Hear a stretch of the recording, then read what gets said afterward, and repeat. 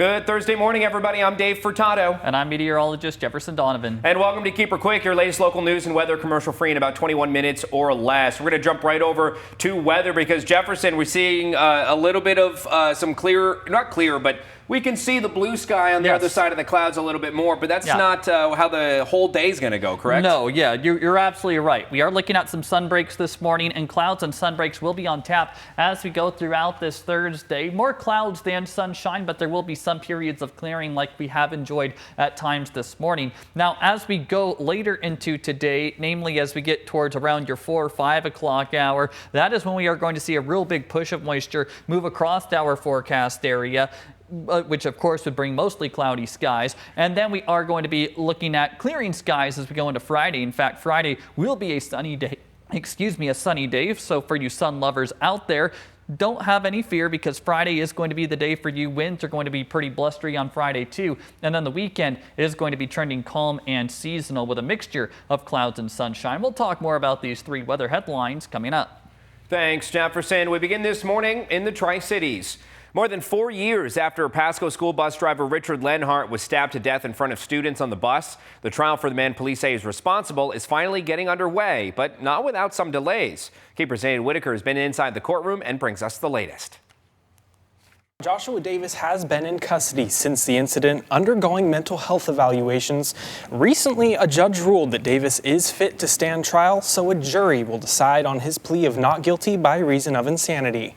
Jurors were supposed to hear opening arguments on Monday, but several issues have come up with pieces of evidence and witness testimony that have delayed the trial. You are experienced enough attorneys in this room to know that with 60 plus people that you haven't spoken with, that you're likely going to get information that they may then remember that's new. And that means that you're not ready for trial. Why? Because I'm sitting here right now dealing with this multiple number of issues. Judge Shea Brown ultimately decided to move forward with the trial, but she ruled to exclude several witnesses and pieces of evidence that were set to be called by the prosecution. Jurors are expected to hear opening statements sometime tomorrow. Now, the trial is expected to take around 2 weeks for jurors to reach a verdict. In studio, Aiden Whitaker. KEPR's Aiden Whitaker, thank you. And in Kennewick, police have identified 2 suspects from the attempted smash and grab at Hubby's Pizza. Investigators say a 20-year-old and an 18-year-old are wanted for crashing a stolen car into the restaurant in the early morning hours of October 16th and trying to steal an ATM inside. The suspects dragged the machine into the parking lot but left empty-handed. Police say both men already have warrants for unrelated crimes and now face new felony charges in connection with the break-in. It was great to see the community come together after Hubby's got victimized and support them. And our role in that is supporting the investigation to ensure that these individuals are held accountable. Now, Hubby's Pizza is still open while repairs continue. Anyone with information is asked to contact non-emergency dispatch. Be aware, says the Franklin County Sheriff's Office, scammers are once again targeting residents. Callers are pretending to be deputies or court officials, sometimes even using real employee names and spoofing the district court's phone number. Victims are being pressured to pay with Bitcoin, PayPal, Cash App, or gift cards for things like missed jury duty or warrants. Officials are stressing that if you receive a call like this, do not give out personal information and hang up right away. The sheriff's office tells us they will never call to demand money. If you're unsure about a suspicious call, you can contact the non-emergency dispatch. Columbia Basin College is spreading awareness about distracted driving. The college's Phi Theta Kappa Society and associated students of CBC collaborated with the Washington State Target Zero and local police, fire, and EMT services to host the last distracted driving awareness campaign. Now, the campaign educates students about the effects of distracted driving through different interactive activities, including a CPR lesson. Leaders at the college say texting while driving is the leading cause of distraction. They're not just doing it and they're not talking about it, like their students having conversations about it inside the Jury Center. So these are the conversations we can't let die down. So it's just good that the students are experiencing this so they know the risks. And you never want to be one of those statistics. You never want to be one of the people that take someone's life. Later this year, Columbia Basin College looks to continue to help students with a winter drive collecting winter supplies such as coats, sweaters, and basic necessities. If you'd like to participate by donating, you can head over to our website, KEPRtv.com. The city of Hermiston has released a new app allowing the people to directly make service requests to the city and for the city to share news blasts.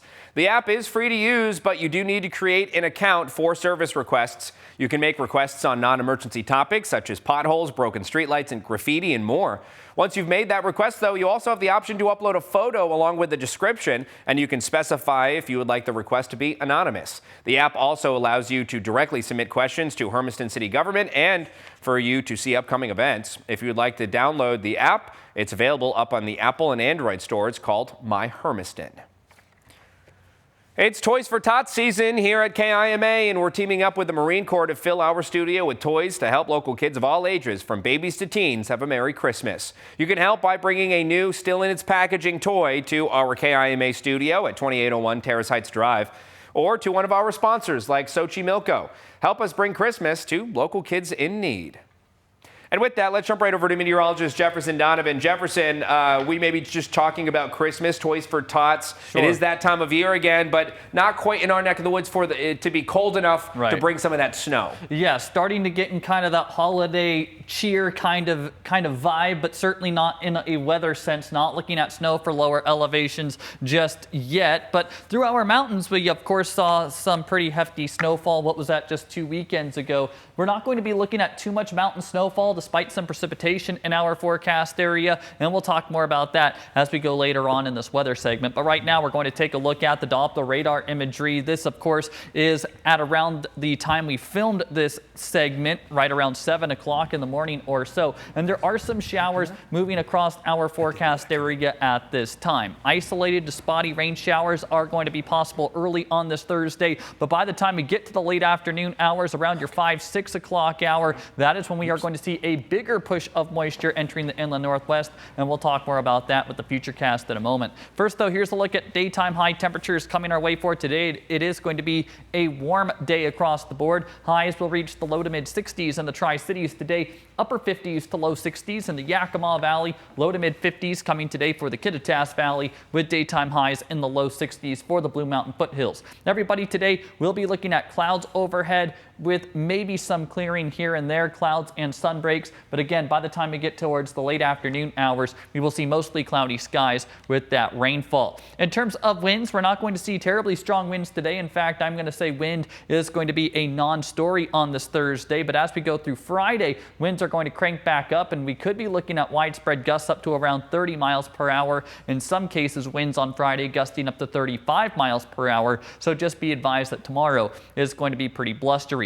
Now let's jump into the Storm Tracker Futurecast. I've referenced this a couple of times. Spotty showers early on this Thursday, but again, as we get towards the mid to late afternoon hours, even into early this evening, we are going to see a larger push of moisture across the viewing area. In fact, we could see some heavy rain at times with that band of rainfall. As we go through your overnight hours, precipitation is still going to be hanging around. Maybe some lingering showers tomorrow morning for the Blue Mountain foothills, but by tomorrow afternoon, everybody will be dry, and in fact, everybody will be looking at some sunshine too. One more note I would like to make. This regards mountain snow. I've had a couple of questions regarding pass travel. As we go through today, snow levels are going to be quite high. As we get into Friday, though, snow levels are potentially going to fall down to around 3,500 feet. So we could be talking about snow over US 12 at White Pass, snow potentially over US 2 at Stevens Pass, but Snoqualmie Pass should have relatively smooth sailing. Now I'm going to toss it back over to Dave. Thanks, Jefferson. We're going to talk more about election coverage this morning. The ballot counting from Tuesday's election continues, and the latest batch of results coming out yesterday evening. We're going to start our coverage with State Resolution 8201, which calls for the money in the State Long-Term Care Benefits Fund to be invested. Voters are currently supporting this resolution. It's passing with 57% approval vote. On to another measure here in Richland, seeking to change how city council members are elected, and it appears to be heading toward defeat. In the latest ballot dump, 56% of voters are siding with no on Richland Measure 1. While the vote has yet to be certified, leaders with the yes side tell us this result still means thousands in Richland won't get fair representation throughout the city. I think we reached out to as many people as we could, and they made a decision on what they wanted to do, and but we feel good that we brought it up and did as much work as we did. Now, we tried to speak with the members of the No on Measure 1 group, but those calls and emails have yet to be returned. We're going to take a look at the results for city council races in Richland. We're going to begin with position 6, where Kurt Meyer is seeking re-election. This race is still very close, with Meyer winning by 3 percentage points. We're going to keep an eye on this one. In position 7, current council member Ryan Witten is up against Colin Michael. As of last night, Witten is still winning with 51% of the vote in that race. Over in West Richland, position 4 is on the ballot. Councilmember Richard Bloom is being challenged by Braden Slaughter for that position. After last night's vote count, Bloom is looking like he'll get another term with just over 53% of the vote. Over to the city of Sela, where 3 races on the ballot for city council. Positions 2 and 3, though, are unopposed races. Jared Iverson and Elizabeth Marquise are thus automatically elected to their respective positions. Position 1, though, is a tight race between Joshua Redfelt and Melissa Maxwell. Currently, Redfelt is in the lead with over 55% of the vote, and Maxwell is behind with over 43%. The Wapato City Council has 4 positions up for grabs, but 3 of those are uncontested positions. That's 1, 2, and 7, which is an at-large position. Position 3, though, has Antonio Gayton running against Frank Jamie. Currently, Jamie is leading with over 61% of the vote in that race. Gayton has just over 33%. The town of Natchez has 3 town council races, and 2 of them are coming down to the wire. For position 1 of the town council, it is a tight race between Andrew Matala and Wayne Hover. Currently, Hover is in the lead with 63 votes, but Matala is right on his tail with 61. In position 3, you've got David Roberts and Kit Hover, who is currently leading with 65 votes. Roberts has 61, taking this race down to the wire as well. Position 2, though, is uncontested for Tiffany Sigler. She'll stay on the council for another term. In the Lower Valley, the gap between the 2 candidates is big in the race for Mapton mayor. Incumbent Rachel Rulas has only 25 votes, while her challenger, Martha Gonzalez, has 125. As for city council, though, Ruben Alvarez is ahead of his opponent, Diana Castaneda, who's the incumbent in this race, by nearly 27 percentage points in the race for position 1. For position 2, though, Endelia Monsaviz is down about 45 percentage points to incumbent Sophie Sotelo. And we're going to move on to another race that's a bit closer, the Zilla mayoral race. That has Scott Carmack ahead of Jacob Castillo by only 16 votes at the end of the first count. And in the updated numbers, that lead has been cut down to just 9 votes.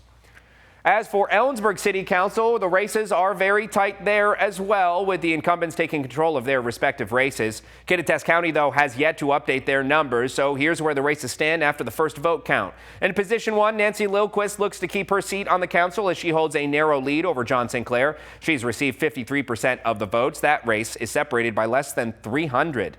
The race for position 2 is seeing very similar results as Nancy Goodlow leads with 54% of the votes and holds the lead over Aaron Smith by just under 400.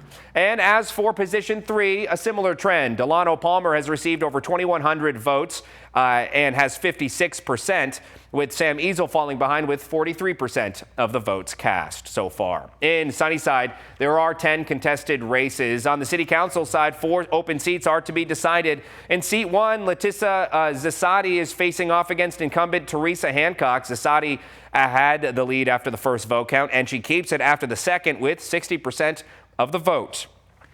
On to seat 2 at the table, Tom Dolan is facing off against Adolf Muller for the seat currently held by outgoing Mayor Dean Broersma. Dolan still has the lead after the latest count at 57.5%. Muller has 42.5% of the vote. Seat 3 will be held either by Luis Ochoa or incumbent Vicky Frausto, who's still ahead. She has nearly 62% of the vote in that race. And finally, the 4th open seat at the dais will either have Ramon Chavez or incumbent Vicky Ripley in it. Chavez took an early lead Tuesday night and remains ahead. 58.4% of the voters are choosing him, while Ripley has been chosen by 41.6%.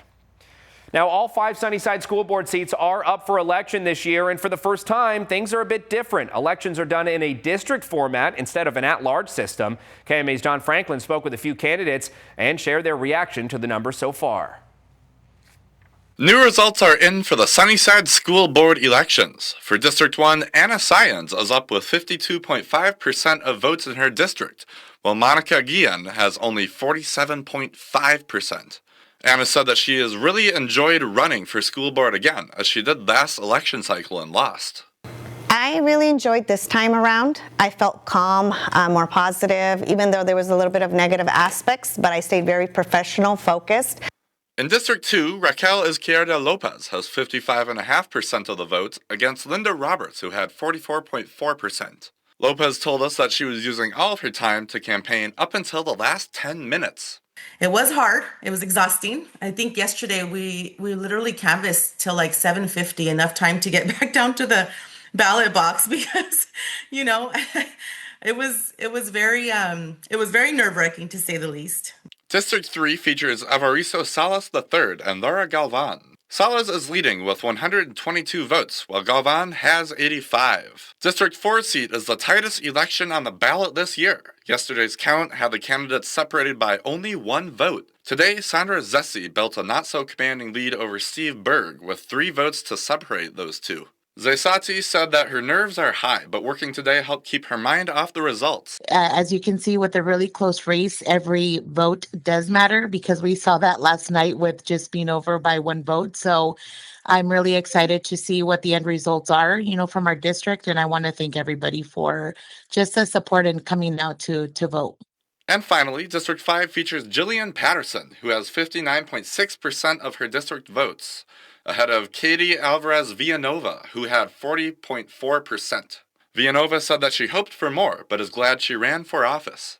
I mean, I think I did everything that I could. I had signs out, I had banners out, I did events, I door knocked.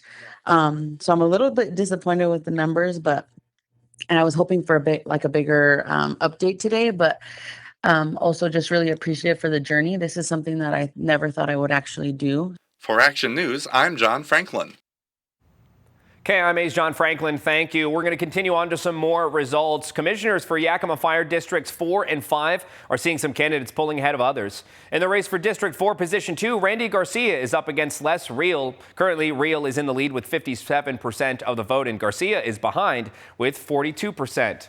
In Fire District 5, Position 2, the race between Kenton Gartrell and Timothy Smith is pretty clear-cut. Smith is in the lead with 1,520 votes, with Gartrell behind with 553. In Kittitas County, commissioner seats for the hospital district are up for grabs. For Commissioner 1, Terry Clark is in the lead with roughly 57% of the vote, and Daniel Arnold trails by just over 700 votes with 42%. Looking at the second commissioner position, Bob Davis has a more sizable lead with around 4,800 votes, nearly 65%. He holds a comfortable lead over Tom Hanna, who has received 33% of the votes in that race. Now, there are 3 races for the Yakima City Council. District 2's race is between leader Felisa Gonzalez with over 52% of the vote, followed by her opponent Manny Ruiz with just over 46%. District 4's race has Juliet Petrikis pulling ahead of Janice Decio, who's the incumbent in that race with just over 64% of the votes, to Decio's just over 35%. Now, lastly, in District 6's race, Matt Brown has established a lead with 1,749 votes, while other candidate Amy Forrest has 1,573 votes. Now, the Yakima coroner's race has candidate Marshall Slight considerably ahead of Dan Williams. Slight has received 69% of the vote. His opponent Williams currently has received over 29% of the votes. After being appointed as interim commissioner back in May, Marshall Slight seems to be set to be Yakima County's next chief coroner when the results are formally confirmed. Now, as for Yakima City Proposition 1, a property tax revenue that would supplement the city's general fund, which pays for essential services like police and fire protection, streets, parks, and other related services. Passing the proposition would result in increased property tax of 50 cents per $1,000 of assessed property value. The aim of this tax is to generate $6 million for the city's general fund. Currently, the measure is being narrowly rejected. The latest vote in favor was 49% in favor, but 51% against. After the first ballot count, though, many candidates had a good idea of where they stood. KIMA's Ty Therian got some initial reactions from candidates. Take a look. And we already know of a few very close races. After the first day of elections, Ryan felt that this race was more difficult than in years past. Throughout the day, I spoke with multiple candidates from different races all across Yakima County, from the Yakima School Board all the way to the coroner's office. They gave me their initial reactions after the first day of ballot collecting and counting has concluded. Let's take a look. I spoke with a candidate for the Yakima School Board, Ryan Beckett. Ryan is in a tight race with Joshua Babcock for position 2 on that school board. After the first day of elections, Ryan felt that the race was more difficult than in years past. This particular race was one that I had a hard time handicapping myself. I didn't really know what to expect. I feel very grateful at the response from the first count yesterday, and I'm looking forward to seeing updates as the days go on. I'm very hopeful that I'll get the chance to continue to serve another term, but it's been really difficult to know what to expect. That's part of the thrill of campaigning, is that you really don't know what's going to happen at the end of the day. I also spoke with Marshall Slight, a candidate for the Yakima Coroner's Office. After night 1, Marshall established a solid lead over fellow candidate Dan Williams. Marshall feels good about his positioning going into night 2. You know, about 8:15, and that's when we found the results. And my buddy called me, and he was standing out in the courthouse because he couldn't get in. So he called me and said, "Hey, 70%." So that's pretty exciting. Ryan also spoke on how fascinating the campaigning process is. Ryan loved having conversations with members of the community to hear their thoughts. The election process is fascinating. It is really, really cool to get out in the community and to talk to people and to find out how they feel about what the district is doing and to hear kind of where they want to see the district going. It's refreshing. Although voting is closed, the ballot counting is still ongoing, so be sure to check out KIMATV.com for updates on all races. Reporting for KIMA Action News, I'm Ty Therian. KIMA's Ty Therian, thank you. And as of right now, voter turnout for the election is at 19% for Yakima County, 24% for Benton, 23% for Franklin County, and 22% for Walla Walla County. Now, Kittitas hasn't updated their results since election night. Their turnout was about 32% after the first vote count. And just a reminder, these results are not final. More votes will be counted over the next several days. Plus, there are some other races we haven't mentioned. Be sure to head over to our websites for the updated results as we close in on Certification Day, which is planned for November 25th. But that does it for us. Thank you for joining us on this episode of Keeper Quick. For more local news and weather, you can head over to our websites. That's Keeper and KIMATV.com, or head over to our Facebook pages. But while you're here, be sure to subscribe to our YouTube channel to keep up with our latest mini newscasts Monday through Friday. Have a terrific Thursday, everybody.